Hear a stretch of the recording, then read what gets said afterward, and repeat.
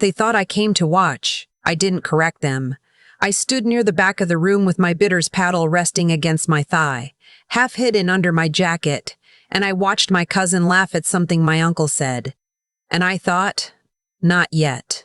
My mother died on a Tuesday in March, which is one of those details that shouldn't matter but does. Not a Friday, not a Sunday, a Tuesday. She had been sick for 2 years, and I had spent those 2 years driving 4 hours round trip every other weekend, sleeping on her couch, relearning how to make her the soup she liked from scratch, because she said the canned version tasted like sadness. She died on a Tuesday and I drove home alone and I sat in my apartment and I didn't cry for 3 days because I didn't know how to yet. I was 26 years old. I had a degree in finance that I had paid for myself, scholarships, loans, 3 part-time jobs at once, my junior year. My mother had a small life insurance policy. Not a fortune. Around $180,000. She had told me about it once, quietly, sitting at her kitchen table.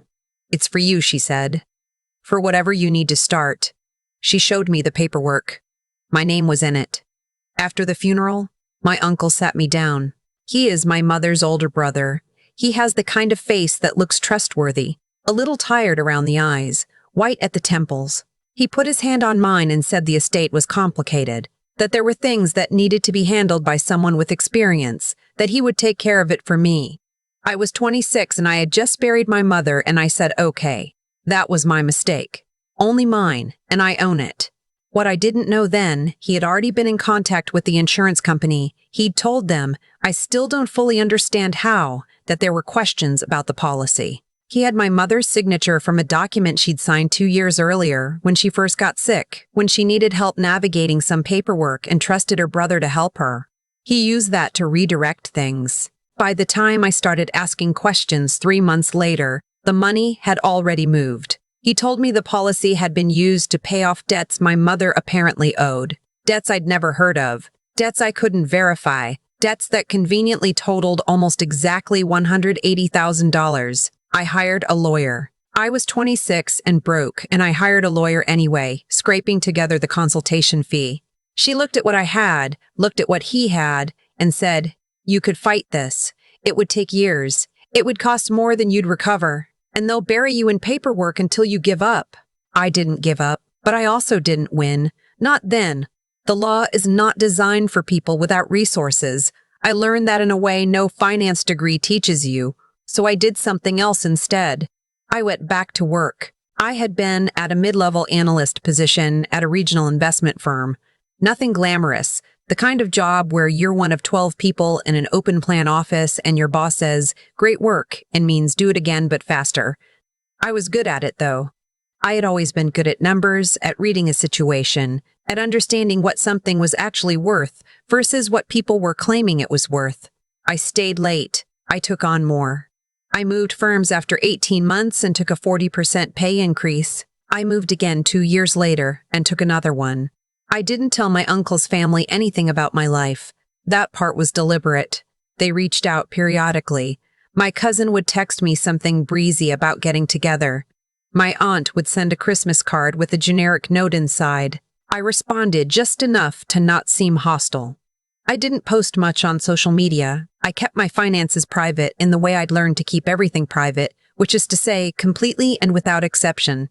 By the time I was 30, I had paid off my student loans. At 31, I made my first real investment in a distressed property, a small commercial unit in a city 2 hours from where I lived.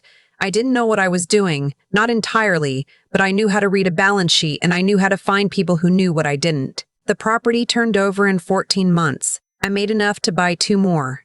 I kept my day job. I kept my head down. I kept a spreadsheet that I updated every Sunday morning with my net worth, not because I was obsessed with money, but because I needed to see it, to see the number growing, to have evidence that the ground beneath me was becoming more solid. Some people run or meditate. I updated my spreadsheet. My uncle, I found out through people I still knew in the family, had been doing well. He and my aunt had moved to a bigger house, a colonial on 2 acres in a suburb I won't name, but that I know well. My cousin, his son, had gone into real estate development. His daughter had gotten married and moved to the Pacific Northwest. They were, by all appearances, a prosperous family. They had built some of that prosperity on $180,000 that was supposed to be mine.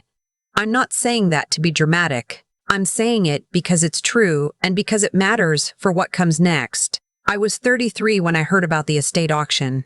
A colleague mentioned it in passing, a property that had been in litigation for years. A large estate outside the city. The kind of place with a name. The kind of place that shows up in local history books. It had been tied up in a legal dispute between heirs and had finally been ordered to auction by the court. The reserve price was steep. The estimated value was steeper. I looked it up that night. I looked at the photographs. I read the property history. I did the math. Then I called my real estate attorney and I said, I want a bid. She went quiet for a moment. Then she said, how serious are you? I told her. She went quiet again for longer. I had been working with her for 3 years by then. She knew my portfolio. She knew I was careful, methodical, not given to impulse. She said she'd review the listing and call me back the next day. She called back in 4 hours. She said, this is sound. If you can secure financing at the rate we discussed, the numbers work. But you need to understand, there will be competition. This property is visible. Other serious buyers will be in that room. I said I understood. What I didn't tell her yet, what I hadn't told anyone, was that I already knew who one of those other buyers was. My cousin had been posting about it on a professional networking site, not the property specifically, but around it. Posts about large-scale residential acquisitions, about generational wealth, about bold moves in uncertain markets, the kind of posts that are really just announcements dressed up as wisdom. I had been watching his profile for years. Quietly, the way you keep an eye on something you haven't decided how to handle yet. I put the pieces together fast. The timeline, the location, the size of deal he'd been hinting at. It was the same property. My uncle's family was planning to bid on the estate. I sat with that for a week. I ran the numbers again. I talked to my attorney, to my accountant, to a contractor who did assessments for me. Then I made my decision. I would go to that auction, and I would not tell a single person in my family that I was coming. The auction was held on a Thursday morning in a hotel ballroom that was trying very hard to seem grander than it was. High ceilings, chandeliers that needed cleaning, folding chairs arranged in rows. I arrived early, which I always do. I signed in, collected my paddle, found a seat near the back left corner where I could see the room without being easily visible from the entrance. I was wearing a dark blazer, and my hair was up. I had dressed, deliberately, to look like a mid-level professional attending someone else's event. Not memorable, not important. The kind of person you glance at and then forget. My cousin walked in 20 minutes later. He looked good. Expensive watch, well-fitted suit, the specific confidence of a man who has never seriously doubted that things would work out for him. He came with 2 other men. I didn't know them, associates of some kind, and they took seats near the front left, close to the auctioneer. He didn't see me. My uncle came in 5 minutes after that. I had not seen him in person in 7 years. He looked older, heavier. He sat down next to my cousin and leaned over and said something, and my cousin laughed. The same laugh I remembered from childhood. A little too loud, a little too assured. I looked down at my paddle. Not yet. The auction started at 9. There were several lots before the estate, a smaller commercial property, some land parcels, and I sat through them quietly. My cousin's group bid on nothing. They were waiting. When the estate came up, the auctioneer described it efficiently. Square footage, acreage, historical designation, condition report. The reserve price. A murmur went through the room. The bidding opened. My cousin's group went in early and went in confident. They moved the number up in large increments. Not the careful, incremental bidding of someone trying to conserve capital, but the large step bidding of someone who wants the room to understand they are serious. That they can do this. That smaller bidders should just go home. My uncle watched from his chair. He looked pleased. I sat in the back left corner, and I watched, and I did not raise my paddle. At a certain point, the other competitive bidders dropped out. There was a pause. The auctioneer looked around the room. My cousin leaned back slightly in his chair. His body language said, "This is done." I raised my paddle. The auctioneer's eyes found me immediately. My cousin turned around. My uncle turned around. I watched my uncle's face go through several things in about 2 seconds. Confusion first, then recognition, then something that wasn't quite either of those. My cousin said something to the man next to him. I couldn't hear it. He raised his paddle and put the number up. I raised mine. He went higher. I went higher. At some point, the man next to my cousin leaned over and said something to him, quietly, urgently. My cousin's jaw tightened. He raised his paddle again. I raised mine.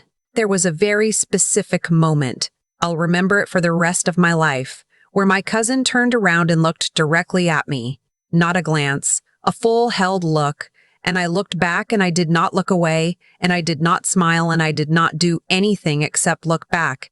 He turned to my uncle. They spoke. My uncle's face had moved past the confusion and settled into something harder to read. Not anger exactly, not panic exactly, something compressed and still. My cousin raised his paddle one more time.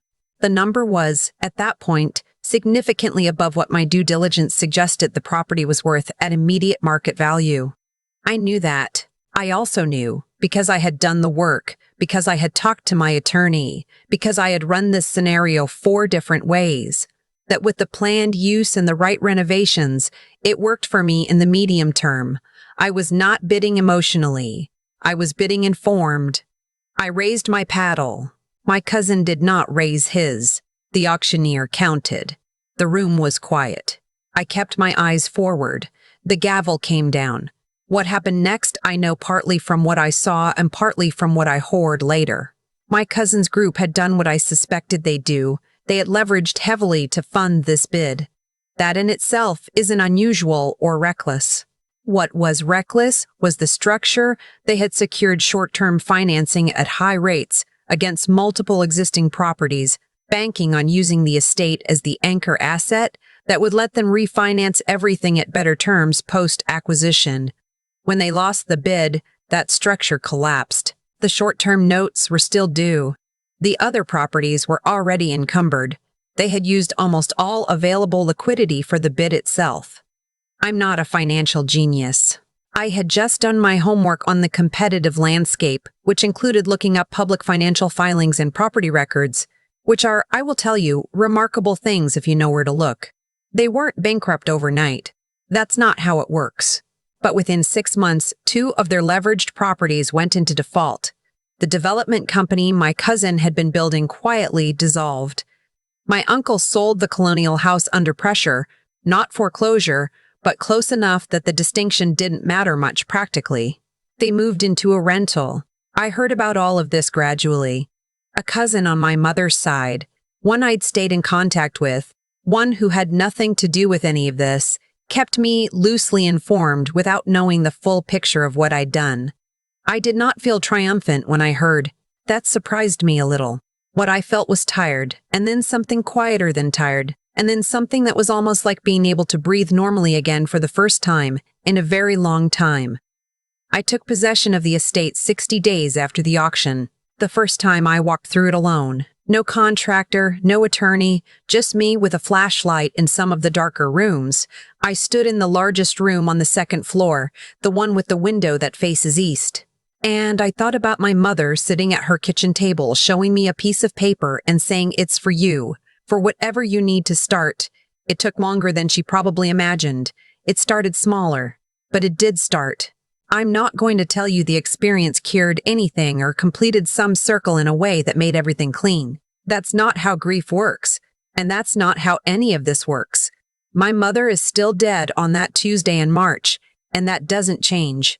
My uncle still took money that was meant for me, and I never got it back, and he was never held legally accountable for that, and I have had to find a way to live inside that unfairness without letting it make me someone I don't want to be. What I will tell you is this. My aunt contacted me 4 months after I took possession. She called the number she had for me. I hadn't changed it. And I picked up because I wanted to know what she would say. She said things were hard. She said she hoped I was well. She said she'd heard about the estate. Then she paused and said, "I hope you know we always thought of you as family." I let the silence sit for a moment. Then I said, "I know." And I said I hope things would stabilize for them, and then I said goodbye. My attorney has since filed a formal civil claim related to the misappropriation of the life insurance proceeds. It took me a long time to get there. Not because the case isn't valid, but because you have to be in a position of enough stability that the legal fight doesn't destabilize you in the process of waging it. I'm in that position now. The case is ongoing. I'm not going to pretend I know how it ends. What I know is I own the estate. I have a company that is real and growing and mine. I have a contractor I trust and an attorney I trust, and a Sunday morning spreadsheet that says things I could not have told my 26-year-old self without her laughing. I think about that version of me sometimes, sitting in my car outside a lawyer's office in the rain, counting out consultation fee money from an envelope in my glove compartment, thinking I cannot win this. She was right about the specific battle. She was wrong about everything else. The paddle is on my desk now. I kept it. I don't know exactly why. I think it's because there's something I want to remember about that room. Not the drama of it. Not the look on my cousin's face when he turned around. Something quieter than that. The feeling of knowing exactly what I was there to do and doing it and not needing anyone in that room to understand why. That feeling is mine. They can't leverage it. They can't redirect it. It doesn't show up in any filing. It's just mine. I've thought a lot about what my uncle actually believed when he redirected that insurance money. I don't think he believed he was stealing. I think he told himself a story. That he was managing things. That I was too young. That the money would be better handled by someone with more experience. That he'd make it right eventually. People rarely do the worst things in their lives while thinking of themselves as the villain. They reframe. They justify. They wait long enough that the justification starts to feel like the truth. That realization didn't make me less angry, but it changed the shape of the anger. It stopped being about him specifically and started being about something larger, about what happens when people confuse proximity with entitlement, when they look at someone younger or quieter or more alone and decide that person's resources are available for redistribution. What I learned slowly and not gracefully is that there is only one real answer to that kind of assumption. Not confrontation. Not explanation. Not explanation. Not waiting for someone to acknowledge what they did. The answer is to become someone the assumption can no longer stick to. That sounds like a platitude. It isn't. It took 7 years of Sunday mornings, spreadsheets, and late nights and decisions that felt too risky, and decisions that felt too small, and about 100 moments of wanting to just stop and let the unfairness win. Becoming someone the assumption can't stick to is not a mindset shift. It is a practice. It is a series of choices made when no one is watching and nothing is guaranteed. My cousin walked into that auction room confident. He had done the math on what he could borrow and what the property was worth and what winning would mean for his business. What he hadn't done, what I think people like him rarely do, is the harder accounting. The accounting that asks, what am I actually building this on? Is the foundation real, or is it leverage all the way down? His foundation was leverage, and when the bid didn't go his way, the leverage didn't disappear. It just stopped having a purpose. Mine was different. Mine was built slowly, on nothing that could be repossessed. Knowledge I earned. Judgment I developed by being wrong and then correcting. Relationships with people who told me the truth, even when it wasn't what I wanted. Those things don't show up in a property filing. Nobody can put a lien on them. I am not saying I am better than my cousin or my uncle. I am saying that the choices they made, taking what wasn't theirs, building on borrowed foundations, betting on the assumption that the person they dismissed would stay dismissed. Those choices had a logic to them, and the logic ran in only one direction. Not because the universe is fair. It isn't, and anyone who tells you otherwise is selling something. But because the structure of those choices was unstable from the start. They were always one lost bid away from collapse. I think about my mother sometimes and what she would say about all of it. I think she would be tired of the whole thing. I think she would want me to put it down. I'm working on that. The estate is real. The company is real. The paddle is on my desk. The rest, I'm working on it.